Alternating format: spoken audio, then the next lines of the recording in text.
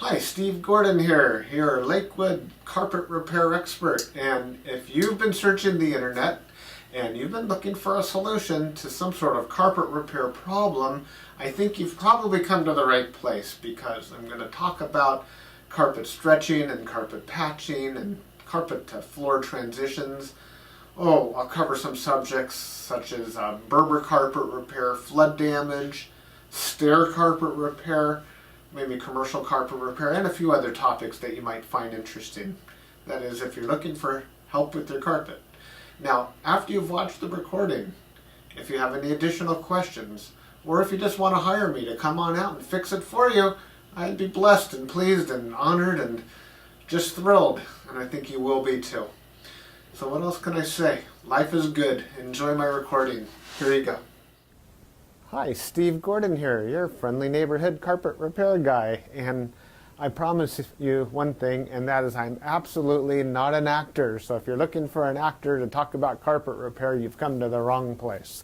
But if you want to know about carpet repair, whether it be carpet stretching, patching, Berber carpet repair, commercial carpet repair, transitions between your carpet and a floor, maybe your stairs need repaired, a seam could need repaired, or a few other things, well, in that case, you have come to the right place, because I'm going to talk to you about that, and I'm going to try to answer as many of your most frequently asked questions as possible. And before I get to that, I am going to talk to you a little bit about our guarantee, how to get an estimate, the bid, and a couple other details. So, I hope you enjoy my recording, and please be patient with me, because I don't have a script. I've got a dozen notes here to go off of, and it's just going to be right off the top of my head, and try to really just answer all the questions I can ahead of time so that you have a little bit of education when you call us, and I certainly hope you do. So first, I'd like to talk about the guarantee. When you call us, you're going to get a 100% unlimited unconditional lifetime labor guarantee. And what I mean by that is that either you or your carpet or both are going to be completely, absolutely, and thoroughly worn out before you ever have to pay to have that carpet fixed again. So again, 100% unlimited unconditional lifetime labor guarantee, that's forever. How you get your estimate in the first place is after you watch this recording, give us a call here at the office, and we're going to give you something like a phone guesstimate. We'll give you an idea of what you might expect to pay. We might tell you something like between $150 and $300, or we might say between $200 and $400, or something like that. We're not going to know exactly, or even not even all that close, how much it's going to cost to have us fix your carpet for you.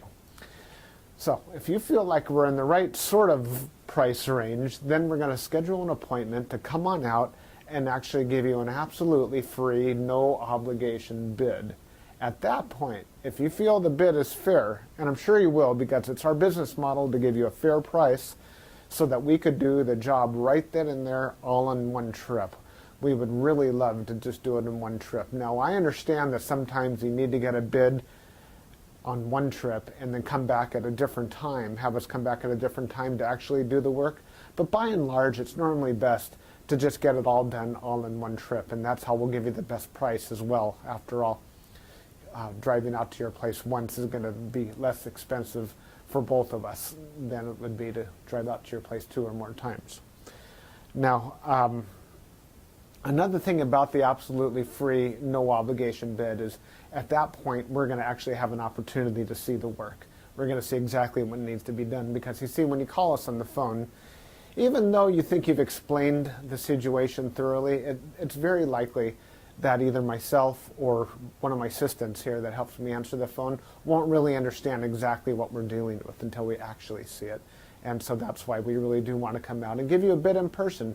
And by the way, if you don't like the bid, if you don't think it's fair, we're going to walk away absolutely empty-handed, and that makes us sad. So sad, because we want to be out there, we want to fix your problem and put a check in our pocket and go off to the next one. After all, this is what we do for a living. This is how we feed our families. Speaking about money, please don't pay cash. We would really prefer that you pay with a check made out to Creative Carpet Repair, or use a credit card. You can call in the office with a credit card. So cash, it's against the agreement I've made with all my contractors. Now, if you work with me directly, if I'm the actual contractor that shows up to your house and you want to pay me cash, I'm happy to take it. But for any other contractor throughout my entire company, please don't pay cash. Now, I want to talk a little bit about the carpet repairs. I've got a little bit of housekeeping out of the way. Let's talk about carpet stretching. Most people wonder why their carpet is all rippled up. So if you look out at your carpet and you see more waves than the ocean, or it's more rippled up than you can believe, and there's peaks and valleys in your carpet and you're getting seasick just looking at it, or if it's a trip hazard, there's a real good chance that your carpet was never stretched in tight enough to begin with. You see, whoever stretched your carpet the first time around more than likely didn't use a power stretcher. Now what a power stretcher is a pole that it butts up against one wall on one side of the room, and this pole runs all the way across the room to a head that's on the other side. And when we push down on this handle, the carpet gets stretched, and it gets stretched so tight that we have no doubt at all that we're going to be able to live up to that unlimited, unconditional lifetime waiver guarantee. That carpet will never ripple up again. You have my absolute word of honor on that. And if I'm wrong, we'll do it again for no charge at all. When we stretch carpet in a room, it's always best to have the room completely empty.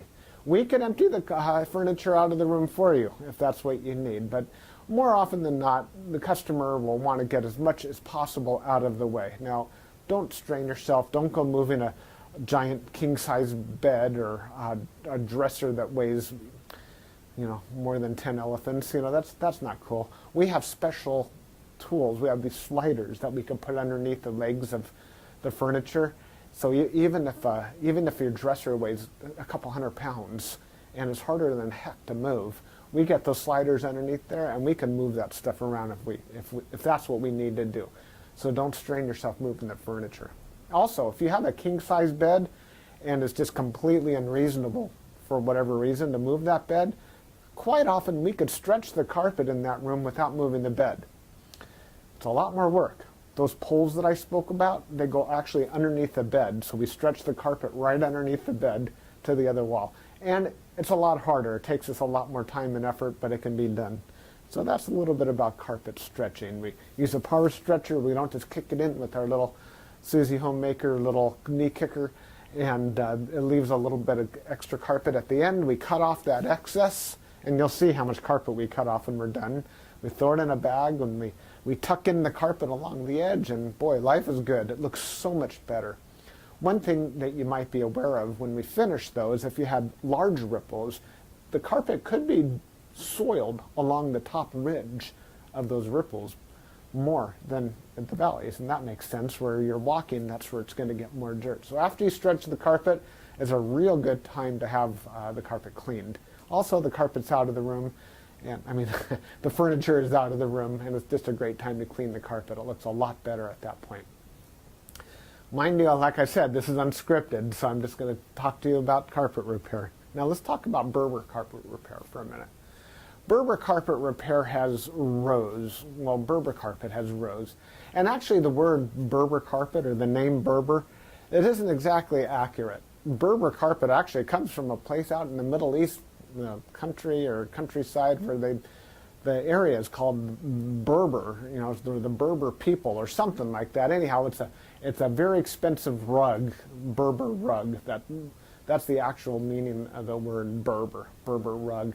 The Berber carpets that we find today are very similar. There's loops and there's rows, and if you pull on one of those loops, or rows becomes unglued somehow, it could make a run, what we call a Berber run. So when you pull on that thread, it's like it's unzipping right in front of you. It's like, oh my gosh, what has happened? I've got this zipper run going all the way across the room. Now your higher end Berber carpet, that doesn't likely happen. It almost never does. But the lower end, middle of the road and lower end Berber carpet runs all the time. So when we fix a Berber carpet, what we're going to want to do is take out the bad area and patch a new piece in there. Sometimes we could actually weave a little bit of some new loops right into the place where that carpet is come unfurled. But more than likely, we're going to want to put in a Berber patch in that area. One reason that Berber comes apart at the seams is because the carpet was never sealed at the seams well enough to begin with. Your carpet installer that originally installed that carpet was supposed to use a latex sealer or even a glue gun or something to seal the edges of the carpet. Now, if they don't seal the edges of the carpet, that's one reason that Berber carpet is going to unfurl like crazy. So when we put in a patch or fix a Berber carpet, that area gets sealed. Now, we give the unlimited, unconditional lifetime waiver guarantee on Berber carpet as well. But mind you, just because, let's say you have a 12-foot seam and we fix 3 feet of it, that's the part that we guarantee. The rest of the seam we're not going to touch. And you may have a problem with that in the future. And that's certainly not our business to cover something we've never actually worked on before. Now, after Berber carpet patching, I'll just talk about carpet patching in general. And this includes the Berber. When you call us to have your carpet patched, the first thing that we're going to ask you is if you have any extra carpet to do the patch with. If the answer is yes, well, we're golden. We're ready to do the job. If you say no, you don't have any extra carpet to do the patch with, we'll ask, well, can we take the carpet from a closet or maybe even from underneath a piece of furniture? Because what we can do is we can take a piece of carpet from a closet and patch it right into your damaged area. And it usually works out really well. Most people would rather have a piece of carpet missing out of their closet than have a terrible, nasty area in the middle of their room where they'll see it all the time. After all, inside the closet, you usually have that covered up with shoes and old photographs and baseball bats and everything you've ever collected in your life. More about carpet patching is if you don't have the carpet to do the patch, there's really nothing I can do to help you. So you're going to need to find that carpet to do the patch with before you bother having us come out there, because if we don't have the carpet to do the patch, we're stuck. Our hands are really tied. There's nothing we can do. Now, you're probably wondering how the patch is going to look when we're finished. It's real hard to say, especially in a recording like this. So just between you and me and a million of our closest friends here watching this recording through time, that patch is likely to be visible. You see, if you take a piece of carpet that's never been walked on, it's never been soiled, it's never seen the light from the window coming in so it hasn't faded out, and you take that brand new looking type of carpet or piece of carpet and patch it in to an area that has been worn, it has been soiled, it has been faded out by the sunlight, well, certainly you're going to see the difference between the new carpet and the older carpet because it's patched right in the middle there. Certainly it's going to look a lot better than the situation you probably have right now, but patches are visible. Another reason a patch might be visible would be because, well, thick carpet, thick nap or plush carpet hides the seams quite well. A short nap carpet, like a Berber carpet, for example, or any of the commercial type carpets, they're very short nap. They show the seams far more. Another thing is that the rows have something to do with it. When we cut a carpet in the same direction as the row of the carpet, well, those seams are by and large less visible than the seams that we cut that cross the rows. When we cross the row, well, it's unavoidable to do that if that's what we have to do to make a patch. And those seams stand out a little bit more than the ones that go along with the rows. So carpet patching, that's what we specialize in. We could absolutely do that for you. Have the carpet available for us, and we also back up our patches forever, just like everything else, just forever and ever and ever. That patch will never come up. After patching, well, we could talk a little bit about pet damage also when we talk about patching. If you have an animal, a dog or a cat, or I've even seen it's been a bunny or a few other animals that have actually gotten locked behind a closed door. What'll happen is they'll get that separation anxiety and they'll try to dig their way out and they'll just rip the heck out of the carpet. That's one of the main reasons we'll do carpet patching. If that's the case, well, certainly it's just like any other patch. You supply the carpet, we'll put it in. However, if that animal didn't tear up the carpet, if they actually urinated on the carpet, there's a whole other thing we can do about that, and I'm going to need your help for that. What we'll do is we're going to ask you to go to the pet store or go online and buy twice as much of a product as you think you're going to need, maybe 4 times as much, to actually kill the odor. Now, the product I'm talking about is actually an enzyme, and what we'll do is we'll pull back the carpet, we'll remove the padding, clean the floor, and you'll pour this enzyme onto the floors underneath it all. And that enzyme will eat up all the proteins that contribute to the smell of the urine in your carpet. Then we'll put in new padding, and you'll pour that enzyme cleaner all over the backing of the carpet as well at that time.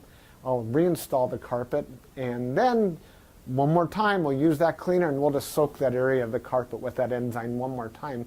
And that's likely to kill the scent altogether. That smell should be completely gone. If not, it's probably because your animal found another place that you don't even know about, and I'm sorry about that. There's nothing we could do about your animal.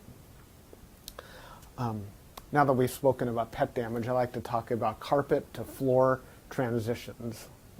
A lot of people call us because they've put in a new floor. Maybe it's a tile or a wood floor, and their carpet now needs to be finished along that edge.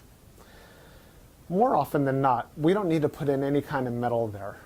There's a lot of different types of situations where you do want a metal. If you have an apartment building and you want the carpet to last a long time between the carpet and, say, for example, a linoleum floor, we can put some metal there. There are flat metals. They're the type of metals that they're called, I've called them beat-down metals before. I'm not sure exactly what they're called. Beat-down metals, they're golden, they're silver, and the carpet goes right in there and it gets hammered down. Gives a nice clean edge, and it protects the edge of the carpet for a very long time. But if you're like most homeowners, that's not why you're calling us for a transition. You're calling for the transition because you just put in a nice marble or travertine floor, or maybe a wood floor. And so what we'll do with that is we're going to pull back the carpet and put in a new tack strip right up alongside that floor. Now that floor is going to be holding the place as if it were a wall. So here's your floor, here's your tack strip right in front of it. We're going to pull the carpet over that tack strip and tuck it in right there. So all you're going to see is a nice smooth transition between the carpet and the floor.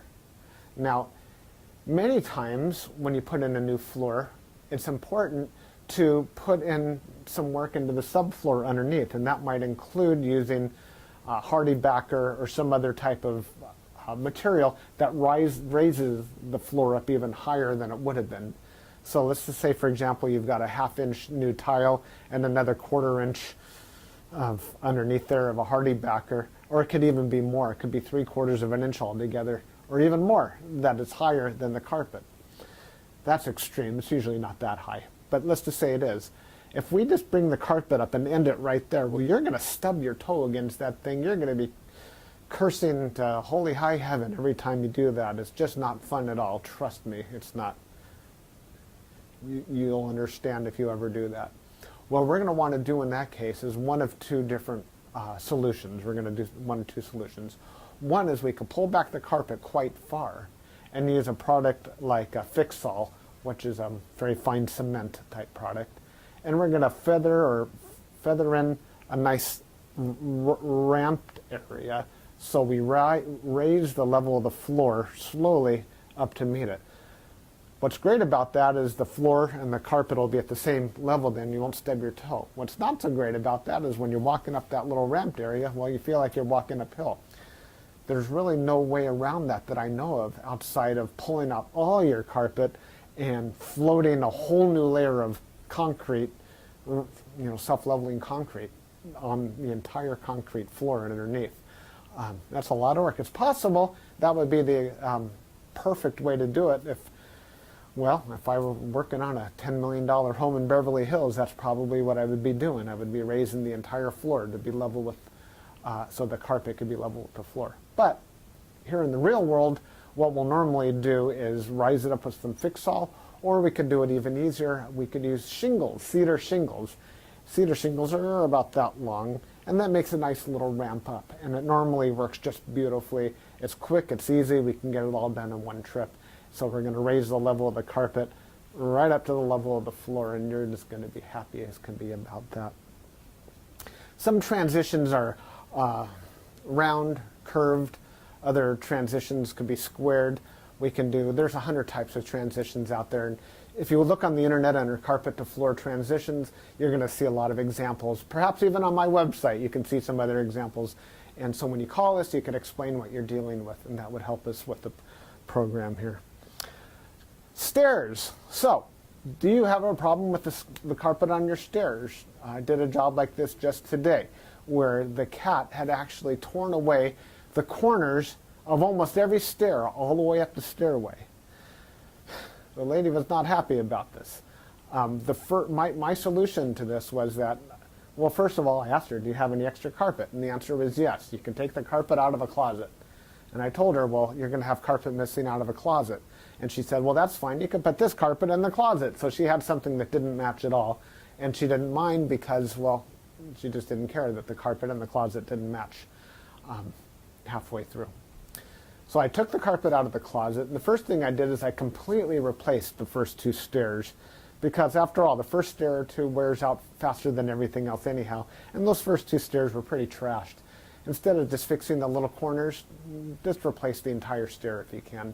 It'll make a world of difference to have something new there. With all the rest of the stairs, I just did these little bitty patches all the way up one side and all the way down the other, and it was just beautiful. I think it gave her probably another 10 years of life to her carpet to fix those stairs.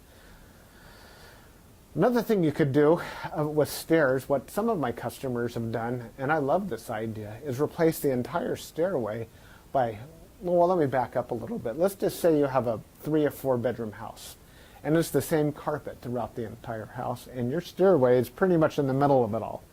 And if you replace the carpet on your stairs, well, it's going to be a slightly different color than the rest of your carpet, and that's going to look low class, and we don't like that, do we? No, we don't.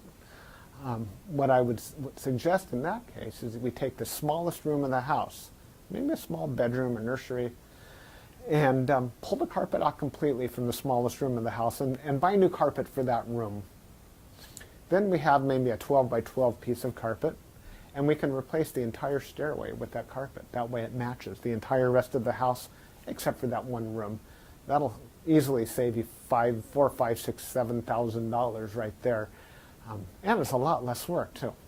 So I like that idea. You got a whole new stairway. A lot of people, you walk in the front door and there's the stairway right there. If the stairs look bad, it's hard to recover from that first impression. So take my word for it. That's a really great way of going. Now stairs. Commercial carpet repair. If you have commercial carpet and that needs to be repaired, it either has ripples and waves or it needs a patch. If it's rippled, it might need to be stretched. We've already talked about carpet stretching. On the other hand, it might have a different issue. It could be your commercial carpet was glued down to concrete to begin with. If that's the case, what we do is we actually take a knife and we just cut right down the middle of those ripples, cut right down those bubbles, and we will re-glue the carpet right underneath there and smush it all down, and believe it or not, those bubbles are going to be completely gone. They might be completely invisible when we're finished. You won't even see where we cut it, because where we cut it is exactly where we put it back together. The carpet will be nice and tacky before we push it back down. It's a great solution. But if the carpet needs to be stretched, well, we have to get the power stretcher out, and we'll fix it up that way. Now, if your carpet in your commercial building, say you have an office, is because, let's just say that you removed a wall between two rooms. If that's the case, you may have a strip of carpet that's missing. It's always a great idea to just get a completely different color. So if you have blue commercial carpet, go get a piece of red or black. Just something completely different, because a patch going all the way down through the middle of the room that's just a little bit off, it looks low class again. But if we put a strip of red down the room, or burgundy or black, people walk in and they go, oh yeah, these people have got some class. They got a decorative idea. So that's just my opinion. Use a completely different color if it's something goes all the way across the room. Now, if it's just a patch, a small patch for whatever reason, and you have a little extra carpet, we can always patch it in with whatever you have. Seam repair. Good news and bad news. The good news about seam repair is that we can make your carpet so the seam doesn't keep getting worse. The bad news is that if it looks bad now, it's probably not going to ever look good again, regardless of what we do to it. Seams have to be done properly the first time. You see, when we seam a carpet together before it's installed, we'll use a straight edge and we'll cut down both sides of the carpet, and then we're going to seal the carpet on both edges, and then we're going to seam it together, and it'll be perfect. When it's completely cooled down, then we stretch it in. If we go back and try to open up the seam and cut that carpet off and try to bring it together, the chances of it ever looking better are right around 0. So I'm sorry to tell you that your seam repair, we can make it possibly look a little bit better. We can make it stop getting worse. We can make it not be a trip hazard any longer. But don't have your expectations too high when it comes to seam repair. The last thing I want to talk about is flood damage. Now, if you're watching this right now and you've got a flooded out carpet, you are in a world of hurt, and I'm sorry. The first thing I would do if I were you is probably have about 3 fingers of scotch. And then I would go ahead and get an extractor, like a hot water extractor. You can rent them at the just about any rental yard, and just start extracting all the water. Pull back the carpet, get rid of all the padding that's underneath your carpet. Rent a couple of blowers, or as many blowers as you need, and these things, they kind of look like a snail. As a matter of fact, that's their nickname in the field. We call them a snail. And they're shaped like that, and boy do they ever blow. And you can blow dry the whole underneath of your carpet. Set it up and get the carpet completely dry. At that stage, that's when you call us, and we can supply new padding, put a new pad, reinstall your carpet, clean the carpet for you if you're in an area that we do carpet cleaning, and life is good. You can put your furniture back and you'll be happy again. You don't have to do it yourself. If you want to call a company, even ours, depending on your area, can do that extraction for you as well. Now, if it's really flooded, I mean, seriously, like you're ankle deep in water, don't even bother. It's beyond almost everybody's ability. That means that your baseboards are all going to be all wet. A professional company will come and remove your baseboards, and we don't do that ourselves. They'll remove your baseboards, they'll drill holes in the wall, attach blowers to your walls, and blow dry the entire area, inside the walls and out, the carpet, the floor, the whole shebang. And then we can come in and put the carpet back down at that point. So I hope that I've answered your questions. If you have any additional questions, now that you've heard me talk for the last I don't know how long, feel free to call me here at the office. I would be just tickled pink to hear from you. If I'm not here, one of my assistants, whoever answers the phone, will be well trained and will be able to answer any questions that you have about carpet repair. And then at that point, we'll be absolutely positively honored if you would have us just come on out to your place and fix your carpet for you. And that's all I have to say. Again, I'm Steve Gordon, and I promised I wasn't an actor, and by now you believe it. I'm a carpet repair guy, and I'll be looking forward to hearing from you, so please call me. Thanks. Bye-bye.